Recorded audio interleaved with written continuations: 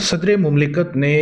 Election की तारीख़ तजवीज़ कर दी है 6 नवंबर 2023। आइनी तौर पे जब भी असम्बली तहलील होती है तो 90 रोज़ के अंदर आइन में लिखा है कि आपने इंतखाबात करवाने हैं और सदर मुमलिकत पर बहुत ज़्यादा दबाव था PTI की तरफ से भी और इस्टेब्लिशमेंट की तरफ से भी। PTI की तरफ से ये दबाव था कि सदर मुमलिकत इलेक्शन की तारीख़ का ऐलान करें और इस्टेब्लिशमेंट की तरफ से तो बिल्कुल उन पर दबाव था कि आपने इलेक्शन की तारीख़ का ऐलान नहीं करना। ताहम सदर मुमलिकत ने फिर दरमियानी रास्ता चुना और उन्होंने इलेक्शन की तारीख़ का ऐलान करने की बजाय इलेक्शन की तारीख़ तजवीज़ की और फिर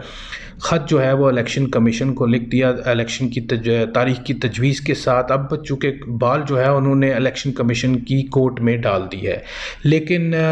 इस मामले में सदर मुमलिकत ने अपने आप को सुरखरू करने की कोशिश की है पार्टी के सामने भी कि अगर कल इलेक्शन कमीशन ये फ़ैसला करता है कि इंतखाबात 90 रोज़ के अंदर नहीं हो सकते तो कम अज़ कम वो ये कह सकते हैं कि बतौर सदर उन्होंने अपनी आइनी ज़िम्मेदारियाँ पूरी करने की कोशिश की थी, लेकिन इलेक्शन कमीशन ने उनकी बात नहीं मानी और बज़ाहिर जो लगता है 90 रोज़ के अंदर इंतखाबात नहीं होंगे। और चूँकि इलेक्शन कमीशन पहले ही बता चुका है कि हल्का बंदियाँ होनी है, मरदमशुमारी होनी है और मार्च में जाकर इलेक्शन होंगे या फिर फरवरी के एंड में। तो ज़ाहिर है सदर मुमलिकत ने एक अच्छी मूव की और अपने आप को इस सारी सूरत हाल से निकाला। दूसरी तरफ आसफ़ अली ज़रदारी इस्टेब्लिशमेंट के साथ मुकम्मल राब्ते में है, उनके साथ मामलात तय कर रहे हैं, उनके मुज़ाकरात हो रहे हैं और साथ ही पैरेलल उन्होंने बिलावल भुट्टो को एक डिफरेंट लाइन पे जो है वो खड़ा किया हुआ है और वो इस्टेब्लिशमेंट के ख़िलाफ़ काफ़ी ज़्यादा बयानबाजी कर रहे हैं, इलेक्शन का मुतालबा कर रहे हैं। और सदर आसफ़ अली ज़रदारी जो आने वाली हुकूमत होगी उसमें अपने आप को सदर के उम्मीदवार के तौर पर देख रहे हैं, उस पर भरपूर तरीके से काम भी कर रहे हैं और वो चाहते हैं कि उनके मामलात तय हो जाएं। इसलिए उन्होंने जो इस्टेब्लिशमेंट पे जो प्रेशर है वो बिलावल भुट्टो की तरफ से जो है वो काफ़ी ज़्यादा बढ़ाया हुआ है। और साथ में बिलावल भुट्टो ये भी कहते हैं कि ये जो हुकूमत इस वक्त मुल्क चलाने का जो तरीका है, जो इस वक्त निगरान हुकूमत चलाई जा रही है, ये बड़ा पुराना तरीका है। इसी तरह मुल्क चलाए गए हैं माजी में भी। तो अब सवाल ये पैदा होता है कि जब बिलावल भुट्टो को ख़ुद हुकूमत में हिस्सा मिला था, जब वो वज़ीर ख़ारजा थे, तो क्या उन्होंने इस निज़ाम को बदलने की कोशिश की? तब तो वो मुल्क में बहुत कम दौरों पे ही आते थे पाकिस्तान में, ज़्यादातर वो मुल्क से बाहर ही रहते थे, मुख्तलिफ़ दौरों पे चले जाते थे। उन्होंने दुनिया के बहुत सारे ममालिक के दौरे किए और बतौर वज़ीर ख़ारजा उन्होंने मुल्क में रह कर शायद ही कोई इस हवाले से कोई काम किया हो, लेकिन अब वो बहुत ज़्यादा तनकीद कर रहे हैं और साथ में आइन की बालादस्ती की बात करते हैं, क्योंकि इससे पहले उन्हें कभी आइन याद नहीं आया कि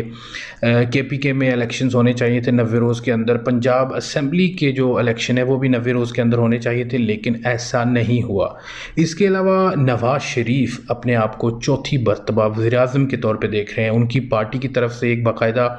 नैरेटिव बिल्ड किया जा रहा है कि नवाज़ शरीफ चौथे वज़ीर-ए-आज़म होंगे उनकी पार्टी की तरफ से। लेकिन सवाल ये पैदा होता है कि नवाज़ शरीफ इससे पहले 3 बार वज़ीर-ए-आज़म रहे,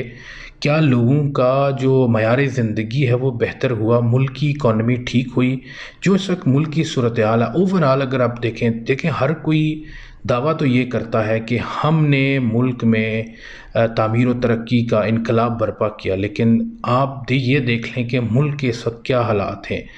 मुल्क में गरीब आदमी आज भी गरीब है, जो आज से 30 साल पहले गरीब था वो आज भी गरीब है। लोगों के कारोबार नहीं चल रहे, महंगाई बुरा हाल है, मईशत का